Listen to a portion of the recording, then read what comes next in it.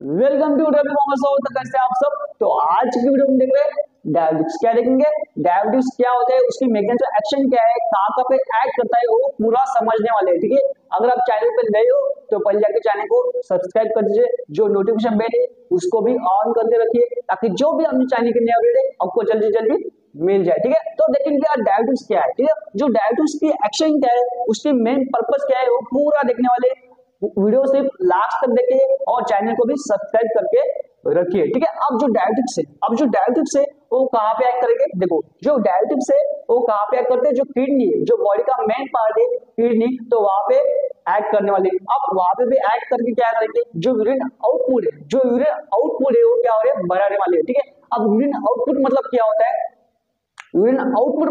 है, जो बॉडी में यूरिन प्रेजेंट है अगर उसको बाहर निकलने के लिए ये क्या करेंगे, हेल्प करेंगे। क्या करेंगे मतलब जो यूरिन आउटपुट है, जो बॉडी में यूरिन है, उसको अगर बॉडी में से बाहर निकलने के तो उस टाइम हम डायबिटिक्स का यूज कर सकते हैं। ठीक है, सीधे सीधे क्या बोलते हैं, it increase the urine output. ठीक है, तो समझ आया। It act on the kidney, कहाँ पे एक्ट करेंगे, it act on the kidney. और किडनी में भी कहाँ पे एक्ट करेंगे, जो नेफ्रॉन है, जो किडनी का मेन पार्ट है, वहां पे क्या करेंगे, एक्ट करेंगे। कौन सा, जो नेफ्रॉन है, जो किडनी का मेन पार्ट है। अब नेफ्रॉन को मेन पार्ट क्यों बोला गया है, देखो यहाँ पे समझो। देखो, नेफ्रॉन इज द स्ट्रक्चरल और फंक्शनल ऑफ द किडनी। ऐसा क्यों बोला गया है, देखो क्योंकि जो भी फिल्ट्रेशन, रीऑब्जर्प्शन, जो सीक्रेशन, ठीक है, जो किडनी, हम क्या बोलते हैं, किडनी करती। ठीक है, जो किडनी का जो फिल्ट्रेशन, सीक्रेशन, रीऑब्जर्प्शन, जो मैकेनिज्म है, जो थ्री मैकेनिज्म है, पूरे कहाँ पे चलते हैं, जो नेफ्रॉन है वहां पे चलते हैं। ठीक है, इसलिए जो नेफ्रॉन है उसको क्या बोला, इट इज अ स्ट्रक्चरल और फंक्शनल ऑफ द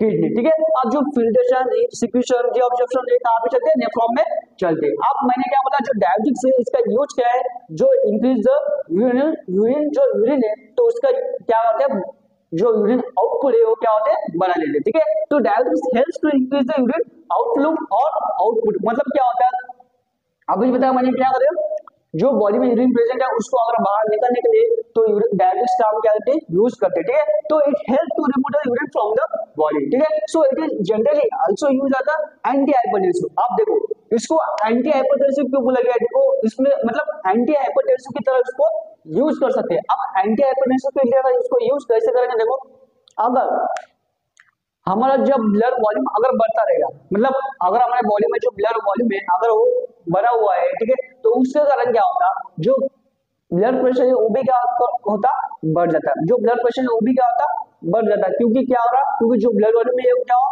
बढ़ा हुआ है। ठीक है, अगर ब्लड वॉल्यूम अगर बढ़ा हुआ है तो उसके कारण जो ब्लड प्रेशर है वो भी क्या होता, बढ़ता है। ठीक है, तो अगर हमने जो ब्लड वॉल्यूम है अगर वो डिक्रीज कर दिया तो जो ब्लड प्रेशर है वो भी क्या होगा, ऑटोमेटिकली क्या होगा, डिक्रीज हो जाएगा। ठीक है, तो इसका मेन पर्पस क्या है, तो उसकी वजह से अगर ब्लड वॉल्यूम अगर इंक्रीज है तो ब्लड प्रेशर भी इंक्रीज रहेगा। अगर हमने ब्लड वॉल्यूम अगर डिक्रीज किया तो ब्लड प्रेशर भी ऑटोमेटिकली डिक्रीज हो जाएगा। ठीक है, तो इसका पर्पस क्या है, डायबिटिक्स क्या करेंगे, एंटी हाइपरटेंसिव में जो ब्लड वॉल्यूम है उसको क्या करेंगे, डिक्रीज करेंगे। अगर ब्लड वॉल्यूम डिक्रीज हो जाएगा तो ब्लड प्रेशर भी क्या होगा, डिक्रीज हो जाएगा। सिंपली ऐसा बोल सकते हैं। ठीक है, अब देखो जो एक मेन लाइन है यहाँ पे, देखो जो मेन लाइन है अपने को मालूम है, जो हार्ट है तो हार्ट क्या करता है, ब्लड पंप करता है। ठीक है, मेन मतलब उसका जो सर्कुलेशन काम किसका, अपने बॉडी में मेन काम किसका है, हार्ट का। ठीक है, तो आप देखो जो हार्ट है तो हार्ट में से 1 मिनट में ब्लड कितना निकलता, तो उस कंडीशन को क्या बोलेंगे, blood output from the heart. आप ये क्या होगा, ब्लड आउटपुट, यहाँ पे यूरिन आउटपुट नहीं है, क्या है,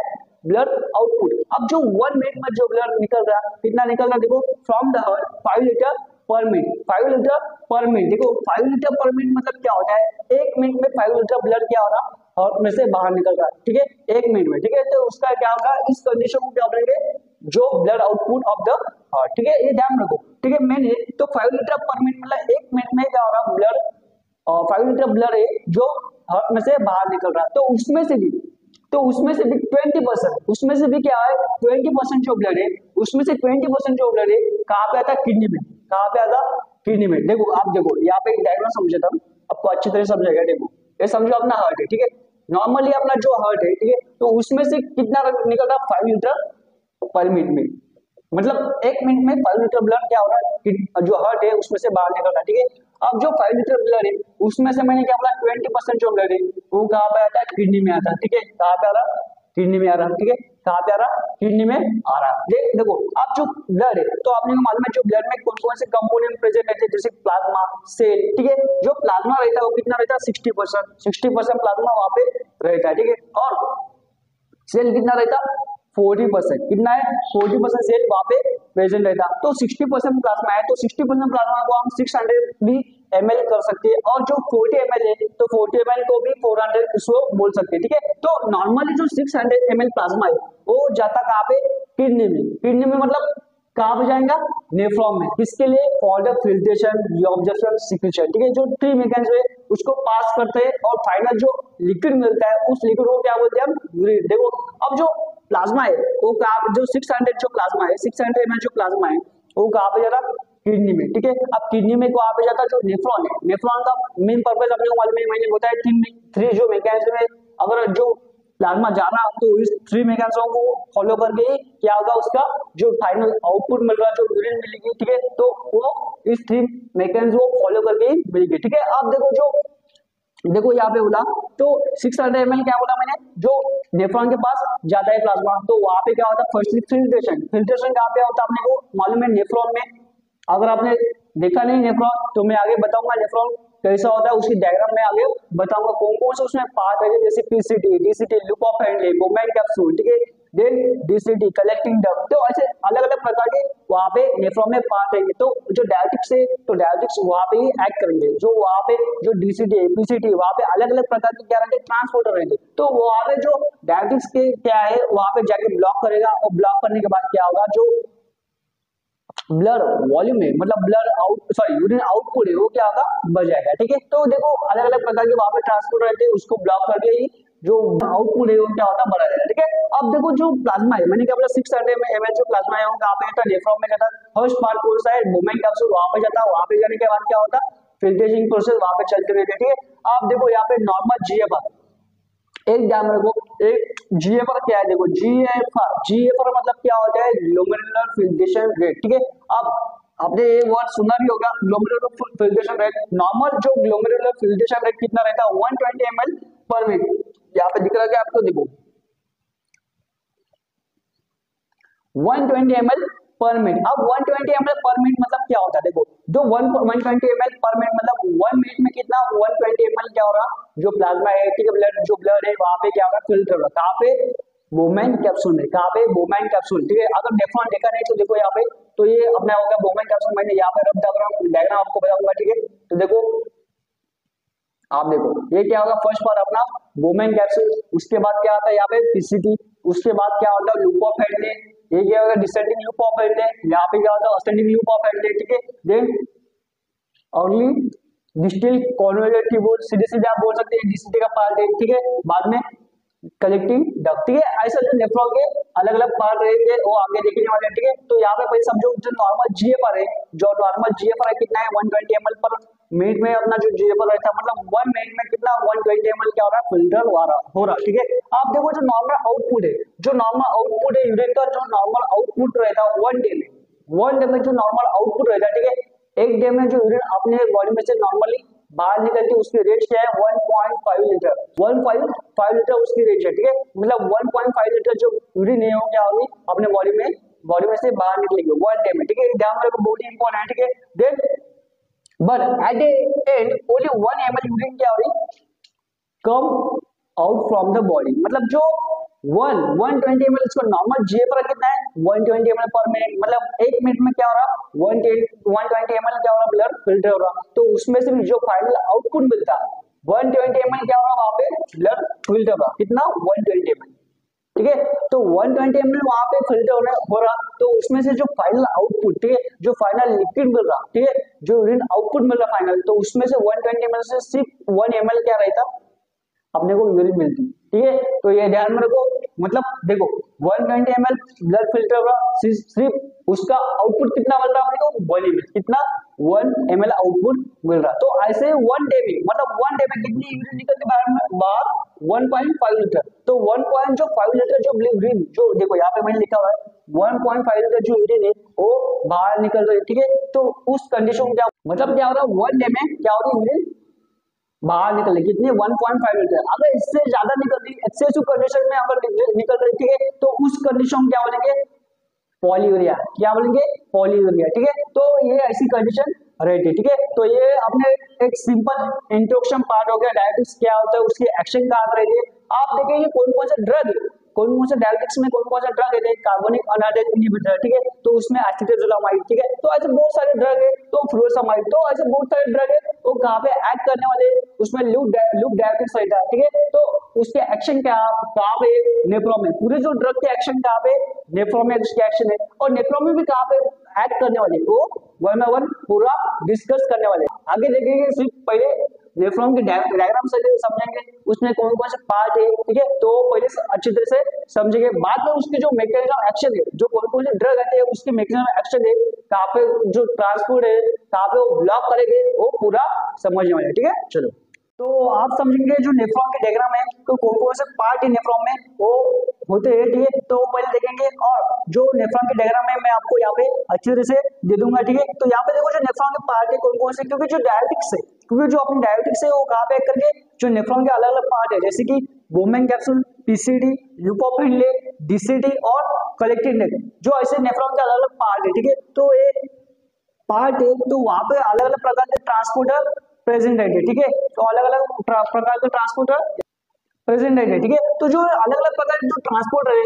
तो वहां पे ट्रांसपोर्टर डायबिटिक्स क्या करता है वहां पे ब्लॉक करता है। ठीक है तो कहाँ पे वो एक्शन देता है वो भी आगे हम समझेंगे। पहले समझेंगे नेफ्रॉन के डायग्राम क्योंकि ये पार्ट बहुत ही इंपॉर्टेंट है। अगर पार्ट आपको समझ आ गया तो जो मैकेनिज्म है वो भी आपको अच्छी तरह से समझ आ जाएगा। ठीक है तो पहले देखो आप देखो जो एफरंट आर्टरी मैंने क्या बोला टू आर्टरी यहाँ पे प्रेजेंट रहती है कौन सी एफरंट और दूसरी है इफरन आर्टरी। ठीक है तो जो एफरन आर्टरी है इसका काम क्या है देखो ये क्या करती जो ब्लड है जो ब्लड लाने का काम कौन करती जो एफरन आर्टरी मतलब ये क्या करता जो ब्लड है वो फ्रॉम द हार्ट में से जो ब्लड लाने का काम वो किसका है एफरन आर्टरी का। ठीक है और जो ब्लड है अगर यहाँ पे फिल्टर नहीं हुआ ठीक है अगर जो ब्लड है या अगर यहाँ पे फिल्टर नहीं हुआ तो उस ब्लड को अगर जो वाला ब्लड है वो फिल्टर नहीं हुआ तो उस ब्लड को ले जाती है कौन है इफरन आर्टरी। ठीक है ध्यान में कौन इफरन आर्टरी। ठीक है यहाँ पे अगर जो ब्लड फिल्टर नहीं हुआ तो ये जो ब्लड है ठीक है जो ब्लड ले जाने का काम कौन है इफरन आर्टरी का और जो लाने का काम किसका है एफरन आर्टरी का। ठीक है ध्यान में रखो। ठीक है अब जो नेफ्रॉन का फर्स्ट पार्ट है अब जो नेफ्रॉन का फर्स्ट पार्ट है तो उस नेफ्रॉन का फर्स्ट पार्ट को क्या बोला हमने बोमेन कैप्सूल। क्या बोला हमने बोमेन कैप्सूल। ठीक है तो यहाँ पे ही क्या होता है जो फिल्ट्रेशन की प्रोसेस यहाँ पे ही चलती है। ठीक है जो फिल्ट्रेशन की पूरी जो फिल्ट्रेशन की प्रोसेस है तो कहाँ पे चलती है जो बोमेन कैप्सूल है। ठीक है जो बोमेन कैप्सूल है यहाँ पे ही चलती है। ठीक है आप देखो जो नीचे का पार्ट है जो नीचे का पार्ट है बोमेन कैप्सूल के जो नीचे का पार्ट है तो उस पार्ट को हमने क्या बोला पीसीडी। क्या बोला हमने पीसीडी। पीसीडी क्या है प्रोक्सिमल कॉन्वोल्यूटेड ट्यूबुल। क्या है प्रोक्सिमल कॉन्वोल्यूटेड ट्यूबुल। ठीक है यहाँ पे भी अलग अलग प्रकार के जो डायबिटिक्स रहते हैं। ठीक है जो कार्बोनिक अनहाइड्रेट इनहिबिटर जो डायबिटिक्स कैटेगरी का ड्रग है। ठीक है तो ये यहाँ पे ही एक्ट करता है कहाँ पे पीसीडी में कहाँ पे पीसीडी में एक्ट करता है। आप जो लूप डायबिटिक्स है ठीक है आप लूप डायबिटिक्स है वो कहाँ पे एक्ट करेंगे जो लूप ऑफ हेनले। ठीक है लूप ऑफ हेनले कहाँ पे नीचे का पार्ट है पीसीडी का नीचे का पार्ट कौन सा है लूप ऑफ हेनले। ठीक है तो फर्स्ट जो पार्ट है लूप ऑफ हेनले का ये वाला जो पार्ट दिख रहा है आपको ये वाला। ठीक है तो इस पार्ट को क्या बोलेंगे हम डिसेंडिंग लूप ऑफ हेनले। क्या बोलेंगे डिसेंडिंग लूप ऑफ हेनले। ठीक है और यहाँ से जो ऊपर जाने वाला जो पार्ट है सीधा यहाँ पे देखो ये वाला तो उस पार्ट को क्या बोलेंगे असेंडिंग लूप ऑफ हेनले। ठीक है तो ये हो गया लूप ऑफ हेनले। देन हम आगे गए तो आगे आपको दिखेगा कौन डीसीडी। क्या है डीसीडी। आप डीसीडी क्या है देखो यहाँ पे डिस्टिल कॉन्वोल्यूटेड ट्यूबुल। क्या है डिस्टिल कॉन्वोल्यूटेड ट्यूबुल। ठीक है तो यहाँ पे जो पार्ट है किसका अब देखो यहाँ पे भी अर्ली यहाँ पे बोलेंगे ये जो आगे यहाँ पे देखो जो पहले जो पार्ट होता है लूप ऑफ हेनले खत्म होने के बाद जो पहले पार्ट आता है उस पार्ट को क्या बोल सकते हैं हम असेंडिंग लूप ऑफ हेनले। ठीक है sorry early distal convoluted tubule. क्या बोलेंगे अर्ली डिस्टल कॉन्वोल्यूटेड ट्यूबुल। ठीक है आप देखो यहाँ पे जो एंड हो रहा है यहाँ पे देखो जो एंड हो रहा है तो उस एंड को क्या बोलेंगे डीसीडी को जो एंड हो रहा है उस एंड को क्या बोलेंगे, एंड ऑफ द जीसीडी बोल सकते हैं, ठीक है। तो ये ऐसे जो जीसीडी पार्ट, टू टाइप्स के जो पार्ट है, ये यहाँ पे देखो ascending loop of and descending loop of and, यहाँ पे अर्ली डिस्टिल कॉन्वर्टर देन लेट और बोल सकते देन। अब देखो जो लूप ऑफ एंड है, लूप ऑफ एंड के आगे देखो यहाँ पे क्या है, डीसीडी, क्या है डीसीडी, डीसीडी क्या है, डिस्टिल कॉन्वोल्यूटेड ट्यूबुल, क्या है डिस्टिल कॉन्वोल्यूटेड ट्यूबुल इसको बोल सकते हैं। देन आगे देखो, आगे दूसरा पार्ट है अपना कलेक्टिंग डक्ट, क्या है कलेक्टिंग डक्ट, ठीक है। जो स्पैन लेक्टर्न है कहाँ पे एक्ट करेंगे, कलेक्टिंग डक्ट पे एक्ट करेंगे, ठीक है। तो ये देखेंगे कहाँ पे एक्ट करते हैं, कौन कौन सा ड्रग है, कहाँ पे एक्ट करने वाले वो डायरेटिक्स में कौन कौन से कैटेगरी के ड्रग है, तो किस ट्रांसपोर्टर पर एक्ट करके उसके एक्शन शो करते हैं, वो वन बाय वन पूरा डिस्कस करेंगे, ठीक है। और एक बात देख लो, आप देखो जो ब्लड वेसल है, जो एफरेंट ब्लड वेसल है, ठीक है, तो जो नेफ्रॉन है उसके आजू बाजू में और भी क्या रहेगी, ब्लड वेसल प्रेजेंट रहेगी, ठीक है। अब जो नेफ्रॉन है, नेफ्रॉन के आजू बाजू में ऐसे ब्लड वेसल क्या रहेगी, प्रेजेंट रहेगी, ठीक है। जो ब्लड वेसल भी है, ये ऐसी नेफ्रॉन के आजू बाजू में रोज तरह ऐसे क्या रहती, ब्लड वेसल प्रेजेंट है। क्योंकि क्या हो रहा, जो ब्लड का जो रीअब्जॉर्प्शन, ठीक है, जो ब्लड के कंपोनेंट है उसका रीअब्जॉर्प्शन, जो सिक्रीशन कहाँ पे होता है, जो एलिमेंट्स है, जो कंपोनेंट है वो कहाँ पे आते हैं, उसके रीअब्जॉर्प्शन थ्रू कहाँ पे आ जाते, ब्लड में भी आ जाते हैं और ब्लड में से नेफ्रॉन में भी जा सकते हैं। जो बीच में का पार्ट है, जो नेफ्रॉन का जो ब्लड ल्यूमिनल पार्ट है, तो उस ल्यूमिनल को पार्ट को हम क्या बोल सकते हैं, ट्यूबुलर फ्लूइड, ठीक है। जो फ्लूइड प्रेजेंट रहता है नेफ्रॉन में, जो फ्लूइड प्रेजेंट रहता है, तो उस फ्लूइड को क्या बोलते हैं हम, ट्यूबुलर फ्लूइड, ठीक है। जो नेफ्रॉन के आजू बाजू में सेल भी रहती है प्रेजेंट, ऐसी सेल भी प्रेजेंट रहती है, ठीक है। तो मैंने यहाँ पे दिखाई नहीं हुई, ठीक है, तो ऐसे सेल भी प्रेजेंट रहती है, ठीक है। तो ये डायग्राम है सिंपल है नेफ्रॉन की। तो आगे देखिए जो डायरेक्टिक्स है वो कैसे एक्ट करते हैं, तो उसके एक्शन क्या है वो हम अगले वाले वीडियो में देख सकते हैं, ठीक है। तो मिलेंगे अगले वाले वीडियो में, तब तक के लिए बाय। अगर आपको वीडियो अच्छा लगे तो वीडियो को लाइक कीजिए और शेयर भी कीजिए, अपने चैनल को भी सब्सक्राइब करके रखिए। मिलेंगे अगले वीडियो में, तब तक के लिए bye, thank you so much.